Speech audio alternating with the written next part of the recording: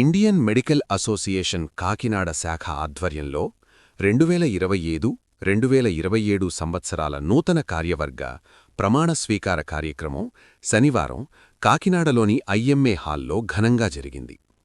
ఈ కార్యక్రమానికి ఐఎంఏ ఆంధ్రప్రదేశ్ రాష్ట్ర అధ్యక్షుడు డాక్టర్ ఎస్ బాలరాజు ముఖ్య అతిథిగా హాజరై నూతన కార్యవర్గ సభ్యులతో ప్రమాణ స్వీకారం చేయించారు.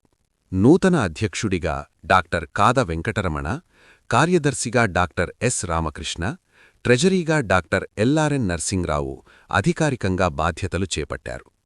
వైద్య వృత్తిలో నైతిక విలువలు, సంఘీభావం, ప్రజలకు మెరుగైన వైద్య సేవలందింపు లక్ష్యంగా ఐఎంఏ పనిచేయాలని రాష్ట్ర అధ్యక్షుడు డాక్టర్ ఎస్ బాలరాజు సూచించారు.